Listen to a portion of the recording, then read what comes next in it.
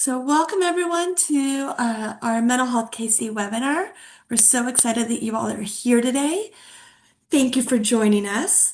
Just a few little things just to note. So we are on Zoom webinar, um, and you'll only be able to see the presenter and myself, not your own selves. However, you still will be able to communicate through the Q&A and the chat box. And so there's still plenty of opportunity to interact with each other and with Sally and myself. And then at the end of our time together, you can get a certificate of attendance. It'll have a web link and then a password.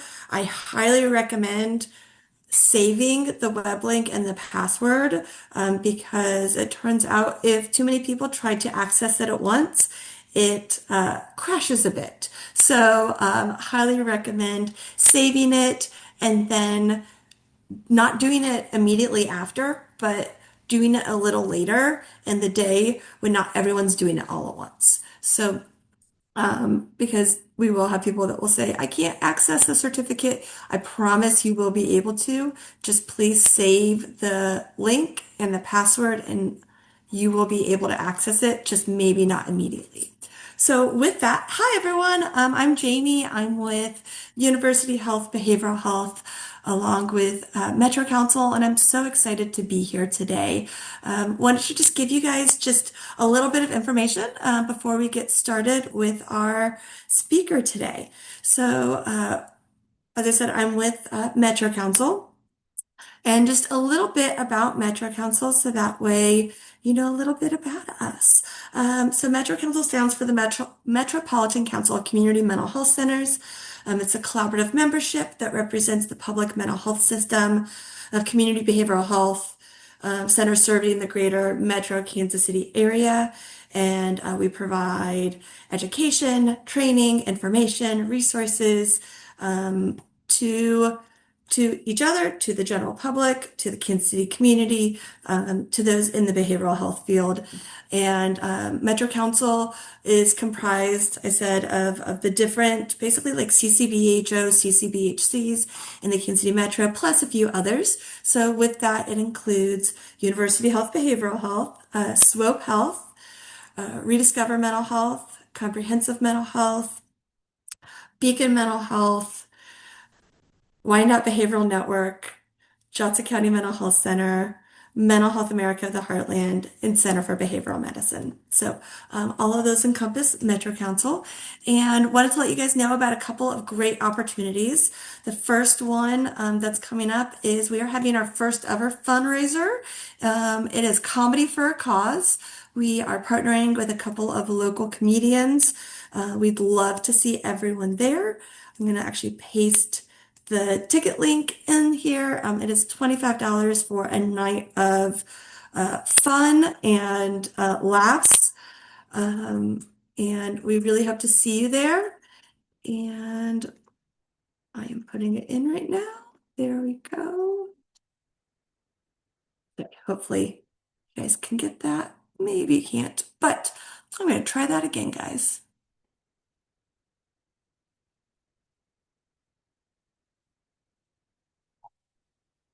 Well,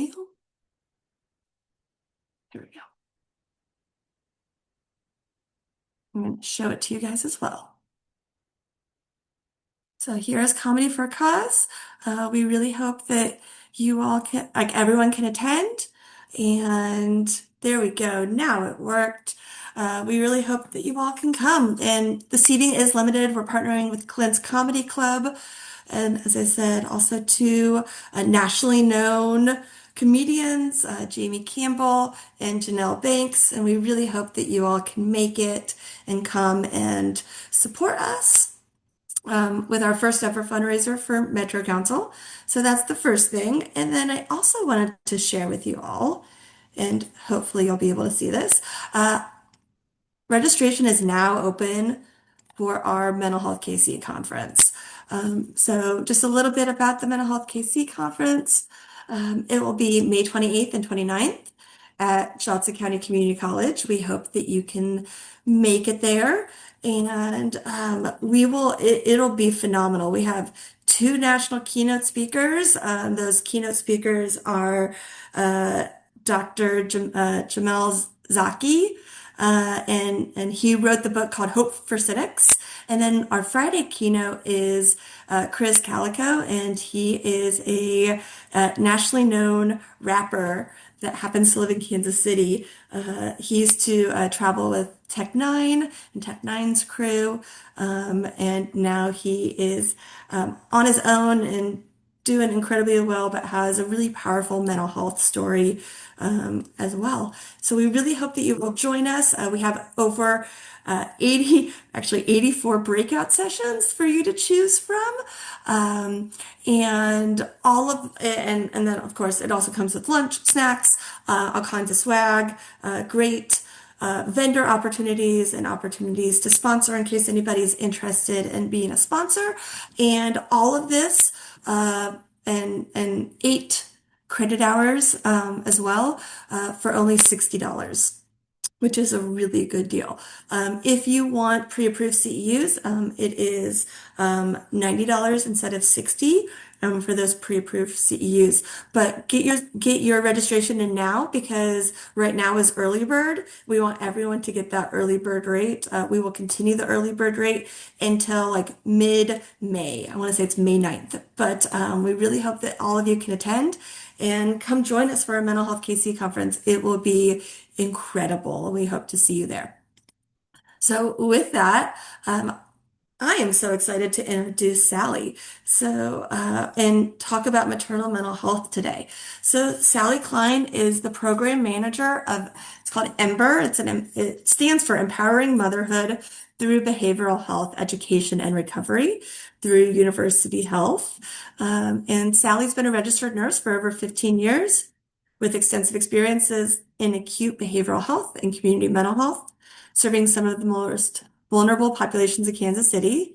Since 2016, she specialized in caring for individuals with co-occurring mental illness and substance use disorders. Much of her work has been in collaboration with Dr. Burgess, and she is recognized as an expert in the field of opioid use disorder, frequently consulted for her expertise in engaging patients and initiating appropriate treatment.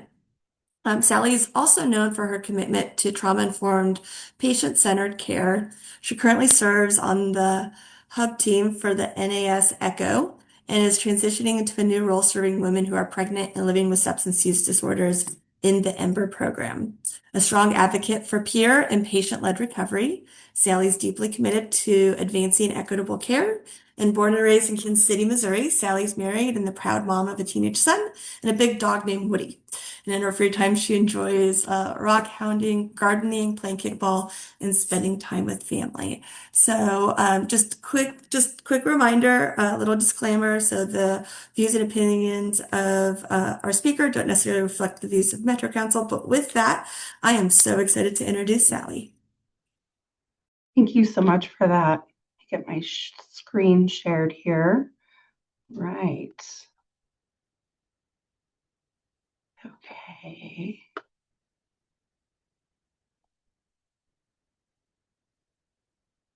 Is that showing up okay? No, you want to press the from the beginning or from beginning. Thank you. You Thank are you. welcome. Okay. There we go. Great. All right. Thank you all so much for being here. Again, my name is Sarah Kline. I go by Sally, and I'm the EMBER program manager at University Health. Today, we're going to talk about perinatal screening for mental health and substance use disorders. But more importantly, we're going to talk about why patients mainly sometimes don't engage in care and what actually can change that. Because we can have the best tools and the best guidelines, but if the patients, if they don't feel safe enough to engage, then, sometimes none of that matters.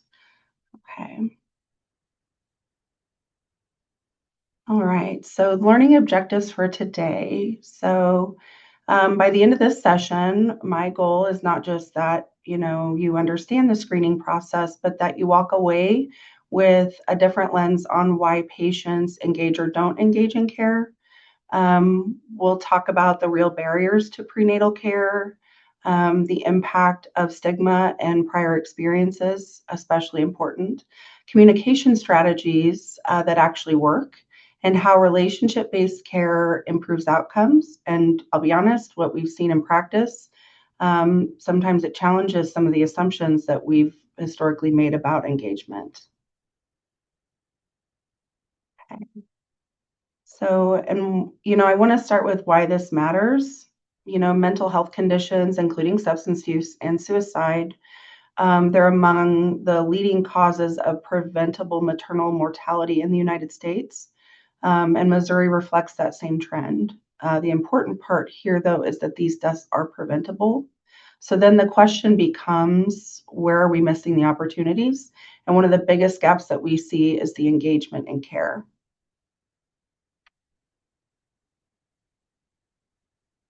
So a lot of times we might have that assumption that patients are avoiding care, but this is something that I want to challenge this assumption, because when patients don't come to care, it's often labeled as non-compliance or non-adherence. But what we actually see is something very different. Patients are not avoiding care because they don't care, because they don't love their babies. Um, they're avoiding care because they're afraid. They're afraid of losing custody. They're afraid of being judged. They're being afraid of being treated differently. And often that fear outweighs the perceived benefit of care. Sometimes it's bartering that back and forth with the stage of change they're in with their substance use disorder, thinking if I go at this stage, I'll be okay. Oftentimes, like I said, patients, they won't walk through that door. They won't call to make that appointment, especially if they feel judged. That's the main thing. So we all know that there's stigma and bias in healthcare, that this is where stigma and bias come into play. It's not always intentional, but it definitely shows up. I often hear from our patient population within our program that it can be language, tone, assumptions. They pick up on that immediately. Healthcare systems can also feel very punitive for them, especially when substance use is involved or there's any prior, mental health experience as far as being inpatient, or, let's say they've gone some time without having any type of, issue with having to be hospitalized, or they've been adherent to treatment. They still feel like that is going to follow them into when they're going to have their baby. And over time, these experiences, they just continue to build mistrust. So from the patient perspective, fear, when we listen to patients, what we hear over and over is, if I tell them the truth, they might take my baby. That fear is incredibly powerful. Even when patients, they want help, they may choose not to engage because the risk just feels too high. So the issue isn't willingness, it's that feeling of safety. Um, I believe in transparency, especially with patient-centered care. Sometimes when I came into this role, what I kind of found was that I felt like there was a lot of tiptoeing around conversations that needed to happen with patients. And what happened was, I said, they can handle the conversation. We need to have the conversation about kind of what's coming when they have the baby, if there's going to be involvement with Children's Division. I've never had a patient since we've started this program um, not come back when we've had that conversation. They're very appreciative of it. In fact, they want to know the things that they can do ahead of time to kind of mitigate some of that. So, like I said, sometimes it's just having that assumption that they don't want the help. That's not always it. Sometimes they just don't know what to do. So, screening guidelines and recommendations. So, clinically, we know what we're supposed to do. Universal screening is recommended. We use validated tools. We screen at multiple time points, and all of that's very important. But screening alone does not improve outcomes unless the patients feel safe enough to engage honestly. So prior to the birth of program here at University Health was that, they were doing things in two different structures. It's also really important to know that when you're going to refer a patient, that they actually have a place to go, that we're not just handing them a list of places to go or a list of resources. Oftentimes, they're going to look over that list and they're going to talk to their friends. They're going to say, "Do you know where to go?" We know that a lot of times they go by word of mouth. A lot of times they do, but it's really that I keep saying this over and over. It all boils down to whether or not they're going to be able to keep their baby and if they feel safe when they engage. So we do know that when screening should occur, we do the repeat screening each trimester when clinical concern arises. We do know this is big, is that routine universal toxicology testing. It's not recommended and it does not improve outcomes. But I also feel, again, I've never had a negative experience with a patient or had them run out the door or not come back. I just use it, say, listen, this is a chronic medical disease, and we don't do urine toxicology to catch in something or gotcha. It's so we can have a conversation, so we can really, really meet you where you're at. And if you're not, ready to stop using, then we meet you where you're at. But it's so that it can be an open and honest conversation where they don't feel judged and that they know that they can come back. Again, I cannot stress that enough, is that the patient needs to know if you're going to be testing them for substances. A lot of times, what was happening previously is that they were providing urine at their perinatal appointments, thinking that they're getting tested and screened for proteins, to see if there's sugar in their urine, to have that point of care testing. But really, that on the outside, they were doing toxicology testing. So the recommendations for that have changed over time, and it has greatly increased engagement. But where I work at on that addiction medicine side piece is that it's so important to have those honest conversations. So the SBIRT framework for screening and response. So this is for substance use screening in, prenatal clinics. So the SBIRT framework, it gives us a structure to screen, provide those brief interventions, referral to treatment, and we have effective treatments. We have medications for opioid use disorder. We've got counseling, social support. We've got community mental health centers. Residential treatment is big. I'm often talking with our partners in the community that offer that residential treatment for our pregnant patients. It's so important. But again, the key question is, do patients feel safe enough to access these services? And again, sometimes just that 3 to 5 minute brief intervention with the motivational interviewing, that can make the difference. The other thing that we have added to our program is peer support.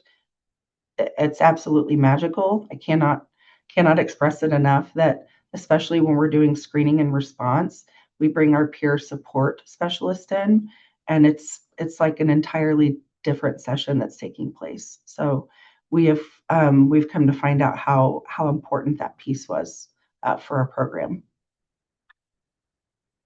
So screening versus toxicology, again, screening does not equal what we call drug testing. The screening piece is the conversation using those validated tools.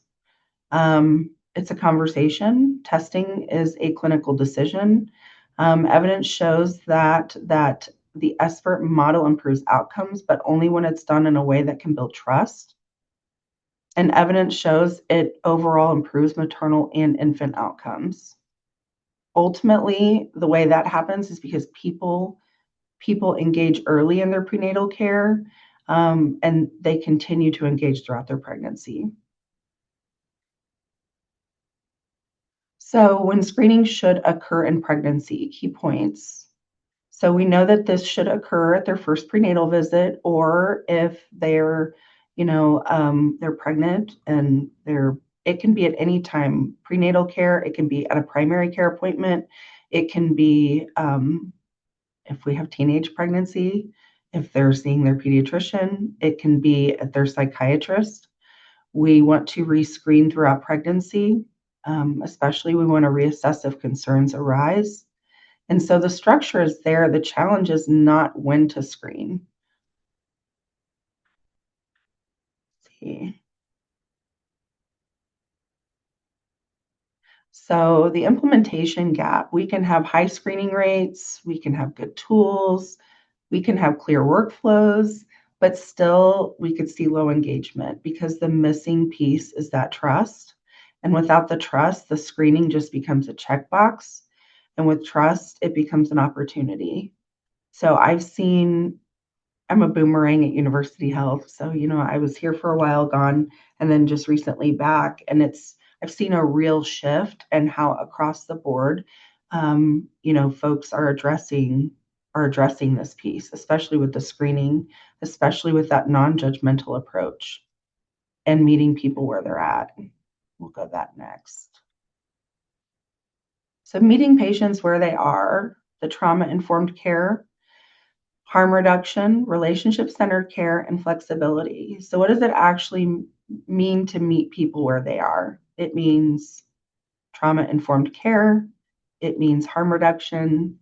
It means flexibility, relationship-centered care, and it's a shift from, are you doing what we expect, to what do you need to feel safe? So for us, sometimes that trauma-informed care looks like when they come in, we just tell them right off the bat, look, we are not here to judge you. This is an open, safe space for you to share anything. A lot of times people will come in and they'll start off by telling us why they're not going to trust us, right? They're telling us about their previous experience and how they were treated. And we kind of go over our program, our expectations, and then how can you continue to engage them? What we do, especially when it talks about that flexibility piece, if we have somebody that is having a hard time getting to their appointments, we still see them when they show up. We're not punitive if they're not able to be on time. We don't tell them that they have to walk right back out the door and then come back around.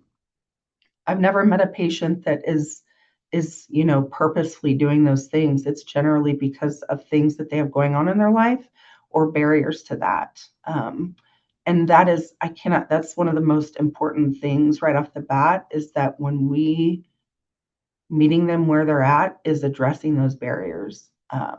Again, if I have somebody who has, I had a mom staying at a DV shelter in Lawrence.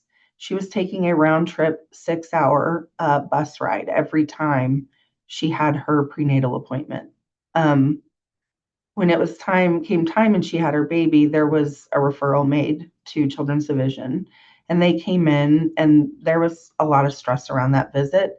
And I just said, she took 6-hour bus rides round trip to get to her appointments. If that's somebody that wasn't like not wanting to engage in their care, then I don't know what else would show that. So it does also help having that advocation, especially for the patients. It definitely helps build trust. It's part of that relationship-centered care.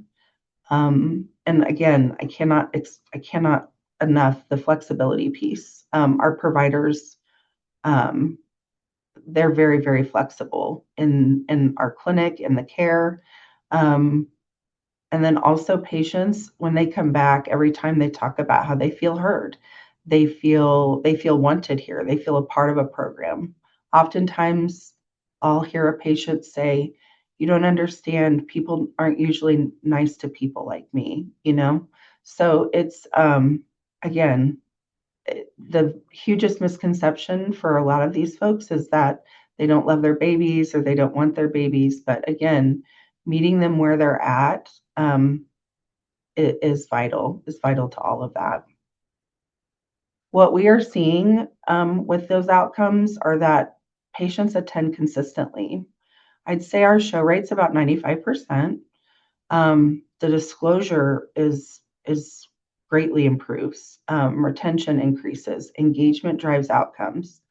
So what we're seeing most recently with that engagement piece driving those outcomes is that again, this doesn't mean everything looks perfect, but at least they have a place to come to help be able to solve those issues. Instead, normally what people would say is that they'd say, "You don't understand. I would just go away," because they see the slew of things that are going to come happening, and it all is surrounded whether or not they feel someone's going to take their baby from them. So, and again, we all know this takes a village, right? It takes an entire community. So again, having those relationships that you establish with your community partners is essential, and making sure that everybody's on the same page, and also making sure that the patients have that access that they need. So again, when patients feel safe, they come to every appointment as well. It's not always, there's a lot of evidence, there's a lot of talk about incentivized care, but they come and it's not necessarily because of the incentives. It's not because of pressure, but it's because they feel respected and not judged. And once that happens, then everything improves. Now we know what does not work. Incentives alone um, are ineffective. We know that they don't drive engagement. We know that patients are generally not making decisions based on, car seats and supplies and resources. Again, I know I know I sound like a broken record, but they are making those decisions based on, am I going to be able to keep my baby? And then trust is what answers that question. Oftentimes, I might have to tell somebody that I'm not sure if they're going to be able to go home with their baby, especially if there's fentanyl use early in the pregnancy, or even mid to second to third trimester use. I'm completely transparent and honest about that. But what I do tell them is that we will walk alongside you. We will be there. We will work with the court system. We will be an advocate for you, because honestly, their job is to make sure that kids are safe. So a lot of times they don't know what they don't know, and it's important to be able for those patients to see that you're advocating for them. Um, Again, they really do prioritize custody, but they also have a disease, and I think that is the part that they forget. I also encourage folks to try to get into treatment court if they are going to be court involved. Again, those are also things that are driving really positive outcomes. So, right here, the Missouri Perinatal Quality Collaborative. They're doing very important work in standardizing care, promoting screening, improving systems, and there's a huge opportunity to layer in trust-based, relationship-centered care to enhance those efforts. Again, we're seeing that so much more now in the OB setting, in the maternal fetal medicine setting. Um, Again, they are driving some amazing, amazing things. They currently are working toward the 1-year postpartum pathway, is something else we're participating in, which then also, it's not just about that care during pregnancy, it's also making sure that we stay engaged after they give birth. It's so very important, because sometimes, I mean, and I kind of jokingly, I tell moms, I'm like, I will come hunt you down. So if I don't hear from you, or you're not showing up for your postpartum appointment, but again, I try not to even let there be that gap in between that, 1 week to 6 week. And so now we are seeing people within 1 to 2 weeks. We're seeing them then again in 4 to 6 weeks, for their initial like main postpartum check. We're making sure we see them at 3 months. And again, all the while we have the peer support who's so, and it's, yes, very key to this, to that longitudinal peer support is key for engagement, for them to stay engaged. Um, a lot of moms, I tell them that they're really highest risk between 3 to 6 months postpartum. And sometimes they'll get a little bit of the I got it, like, oh, I got this, I got this. And sometimes they don't, and they come back and they've had a slip or a relapse, and like, it's okay. They know we're not here to judge them, and we're going to pick up right where we left off. Sometimes I have moms entering residential treatment again. And again, it's just that engagement piece is key. Um, and continuing, especially promoting that screening piece, especially during those appointments. We use I think it's the PHQ, the EPDS. We use all of those tools, but also just it's a very it's a what's the word I'm trying to say? I was trying to explain this to a mom the other day about how to describe, like, even trying to talk about the intrusive thoughts and things that they're having. So then they go from, am I going to be able to keep my baby, to they get their baby, but then am I going to get locked up in, an acute behavioral health setting because of postpartum depression or the thoughts that I'm having.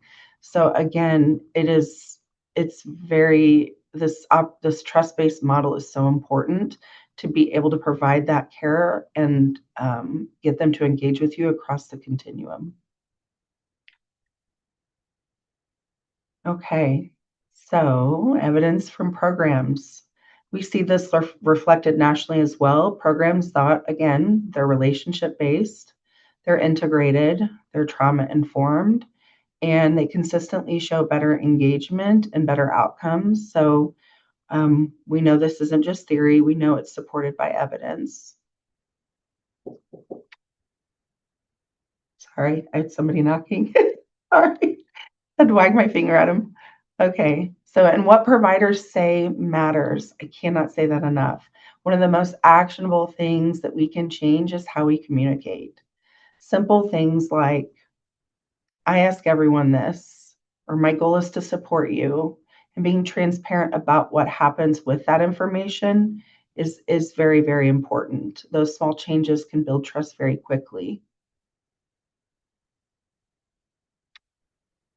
We also I think something else that I've seen a really large improvement in is normalizing those experiences.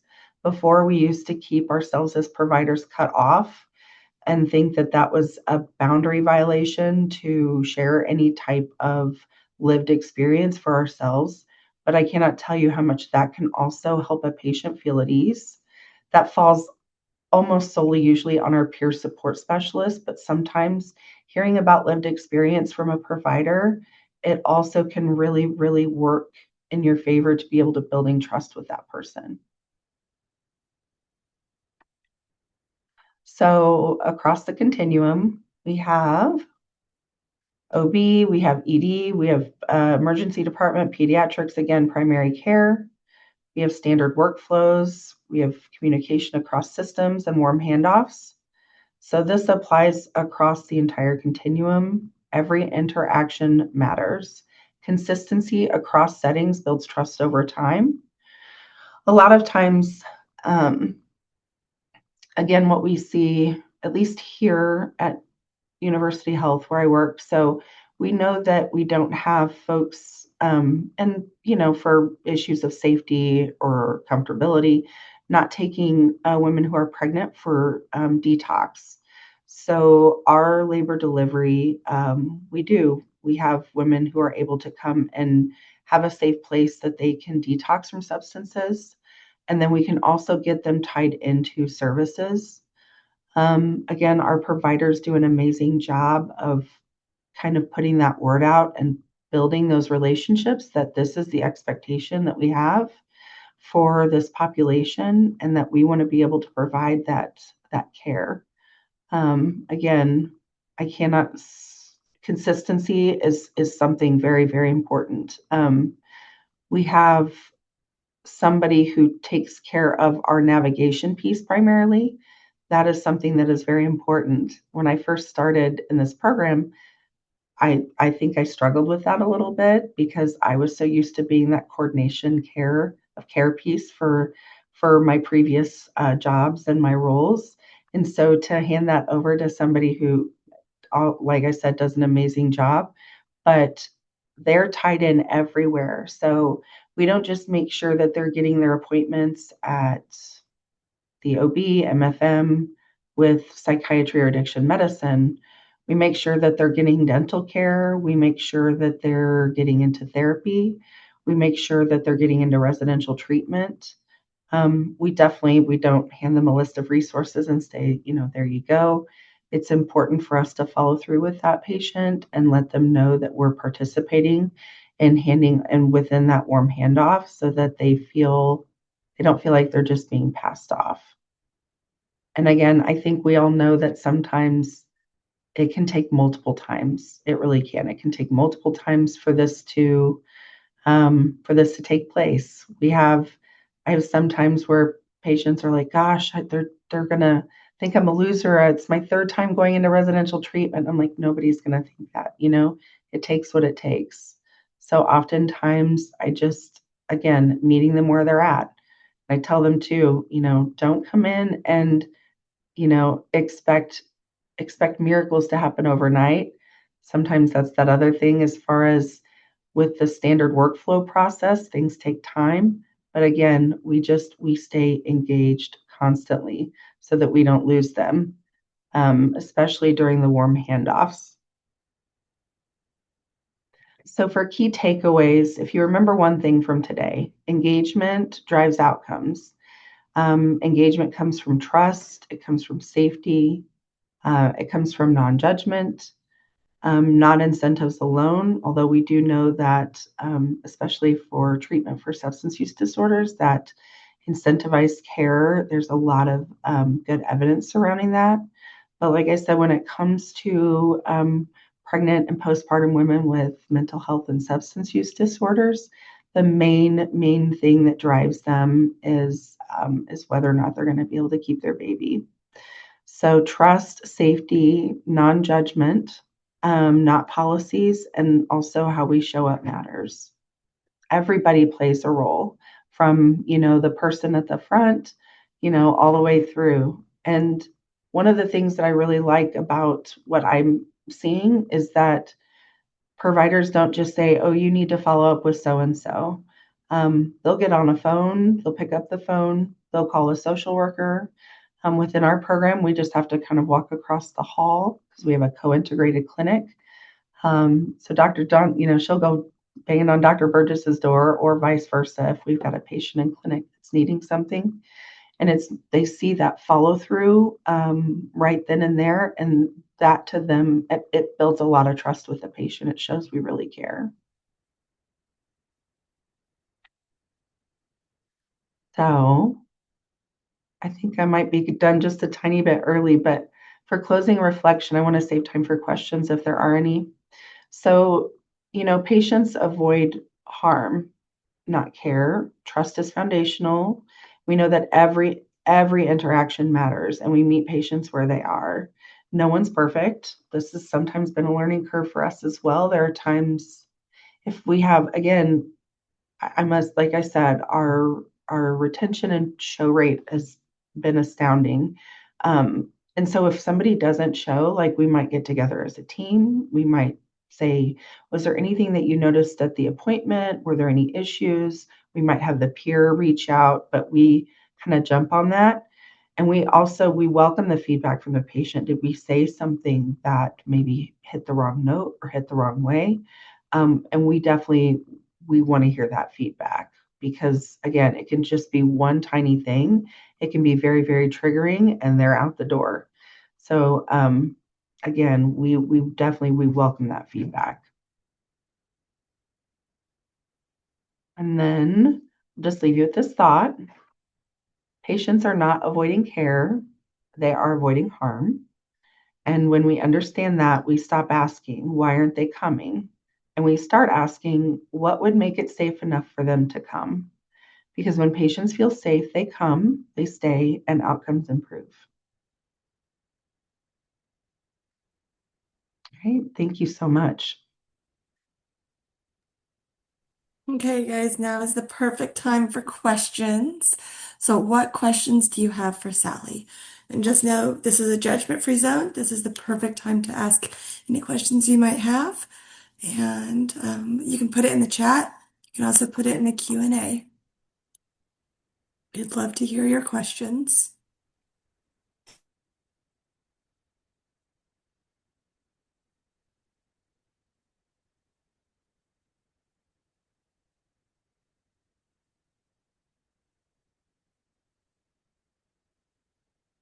I was going to say, bring it, please. I was going to say, I love talking about this subject. I could talk on and on about it. Let's see. So while we're reading, we did hear from someone that said, "Thank you for emphasizing the importance of non-judgmental language. It really is so important. Words matter."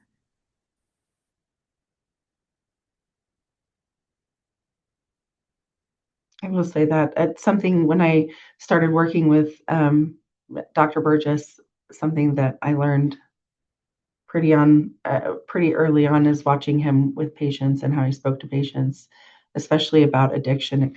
It was it was life changing for me. Really, I'd never heard anybody talk about addiction in that way, and knowing that there was something about you know uh, about addiction medicine per se, that there was even anything different like that. Okay, I think we've got some. Okay. Okay, so we have two couple questions. So, can you talk about the detox program for pregnant clients? Is this available for teen moms?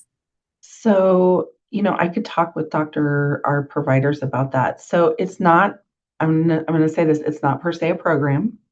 So it's just we take them. So it's Dr. Tracy Johnson, our perinatal chair, who is so amazing.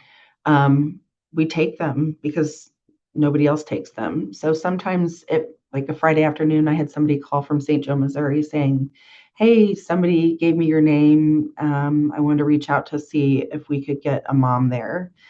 We also do have for our program, we're able to provide some transportation as well. So I sent transportation and got that person here at 6 o'clock, and we just send them up to labor delivery triage. Again, that's not something, it's not an advertised program per se, but it is someplace where they're hospitalized and they're seen. They can do psychiatry consults. They also are very well trained in being able to manage the withdrawal piece and the initiation of buprenorphine or whatever the patient is looking to get. And then we also make sure we definitely coordinate follow-up care. So I will make sure to include my contact information. And if you can contact me after this, if you ever have anybody that is needed to get into that. Okay. So, next question is, they said, "Is there any info on which are more likely to participate, either drug addiction or alcohol addiction women?" Alcohol addiction. So we have both. We have both in our program. I will say I thought that when I started this, that it might be that the folks with alcohol use disorder would be easier to engage or get to meet them where they're at. And I must say that that has actually been more, I would say, more challenging from a perspective of that acceptance piece. When folks come in and they're asking for help, they come in the door and they're like, "I can't do this anymore. I need help." But when you're pregnant, really that motivation is because you're pregnant and because you want to be able to keep your baby. And so it's kind of, I don't want to say folks are forced into that piece. So that's why I focus so much. Sometimes I have to slide a blank business card across the way to somebody and I say, "I'm really here to meet you where you're at." Like if that's halfway, if that's full way. So again, I think that we have both that participate, but I would say the majority have addiction with um, stimulant use and opioid use. The majority, I'd say maybe 20% are alcohol use disorder, but yeah, but they've been a little trickier to get engaged. Okay, so this is a quick question. Does your location provide services to Kansas residents as well? So that's the one thing. So we're a grant funded program. So and which is Missouri only. But I will say though, I'm really big on trying to tie people in with services within their area. So again, if they want to call me, I'd be more than happy. I've pointed people in the direction for places in Kansas as well. especially at the KU Addictions Clinic, Dr. Setha Rupi. We refer pregnant patients to her a lot. She's wonderful. They don't have a co-located integrated program like we do in over in that area of Kansas. But and I think did that say Wichita? Oh, that's a different question. Mm-hmm. Gotcha. So the next question is actually from somebody from Wichita, but they're curious, what do you think keeps hospital systems from being open to supporting detox of these patients? What needs to change, or what resources do you think they need in order to feel more confident in doing so? I think hospital systems for me. Oh, I don't think it's necessarily not wanting or being open to support. I think it's what you don't know is what you don't. It's comfortability, I think, of the providers. Usually folks that have like medical detox programs, it's generally it's not ran by a team or a team of providers. It's generally one provider that's engaged in that one program. And so again, I think a lot of people are not it's just not they're not comfortable treating people in detox. Again, they're afraid, they're worried about the health of mom, the health of baby. A lot of times though, again, we kind of reiterate that nothing changes, right? Because they're out generally on the street using substances, and so what is going to happen in here is a lot less. But I would have to say that it's cultural on how people look at the substance use, especially in pregnancy. But then I think ultimately it comes down to the comfortability of the provider. Okay, I think next. Darcy White made a comment. She's absolutely right. Yep, that's exactly right. They go directly to the L&D triage and then they get the referral to our program. Yep, And it's then wonderful.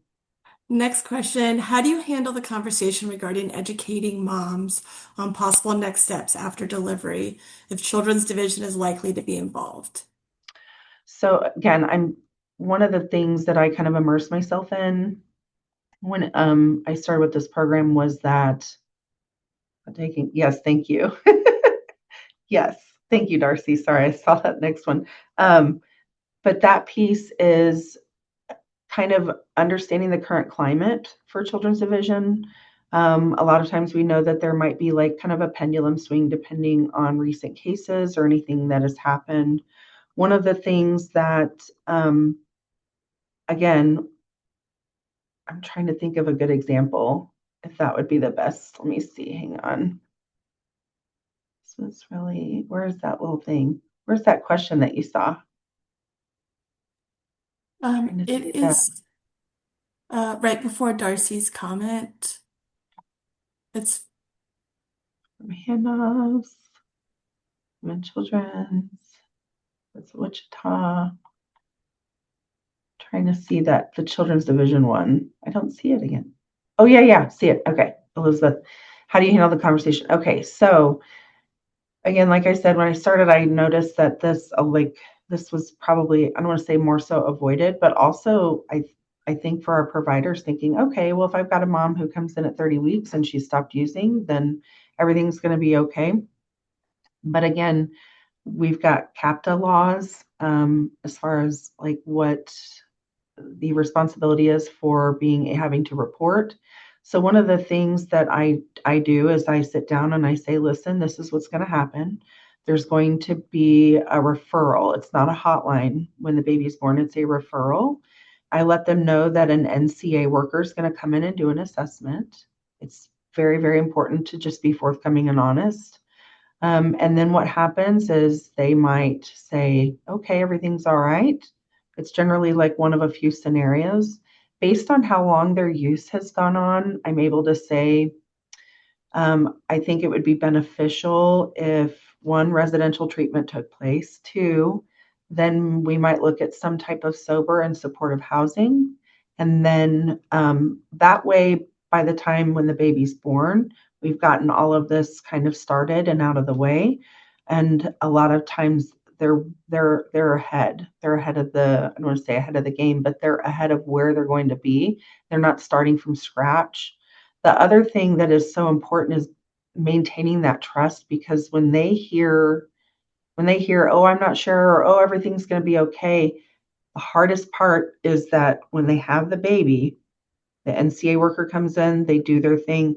Then if a court order comes in to remove baby from mom's care, it'll happen after a few days, but mom's been able to stay with the baby for that few days. And that I'm very much prepare them for, if we even know or think that's going to happen, because that is so traumatizing. And again, every single mom that I've interacted with has been so thankful that we're able to share that with them ahead of time so they're prepared.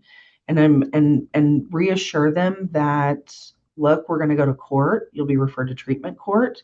Um, and we just get them right on that path to being able to reunite as soon as possible. So I don't know if that if that answered your question, but I have a lot of conversations about this. It's very important. Let's see.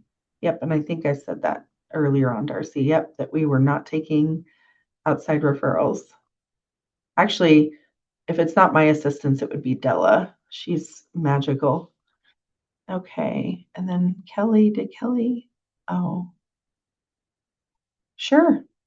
Kelly, yeah, Kelly girl. Is that Kelly? Yes, I will share those slides with you. Okay. And then, so we've had moms attempt to get support and be turned away, and then it's a frantic search for alternative option while the motivation. Again, is that so, Taryn? I would say, I'm going to give you my contact information. I don't know where. I'm trying to think. Where are you based out of? Let's see, can you see that piece or in Wichita? Okay, okay.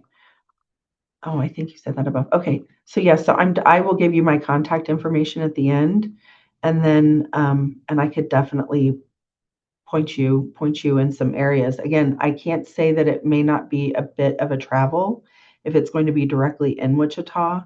Um, and again, 5, 6 years ago when I was, 6, 7 years ago when I was at University Health, we didn't, it's our MFM providers are, I mean, they're champions in this, Dr. Johnson especially. So again, I think it happens with a culture shift. It happens with, um, Dr. Johnson had a fellow, Dr. Zachary Alholm, and when he came to do his fellowship, he said to Dr. Johnson, "So where are all your moms with substance use disorders?" And she's like, "What do you mean?" And he's like, "Well," she's like, "What do you mean?" And he's like, "Well, they're here. Who's treating them?" And it was just kind of this light bulb that happened as far as, and that's where it started. The plan, the engagement, especially how they screen, and then it went from there.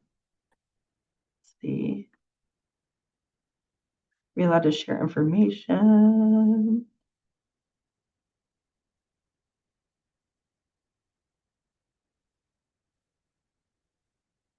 Jamie, that's up to you.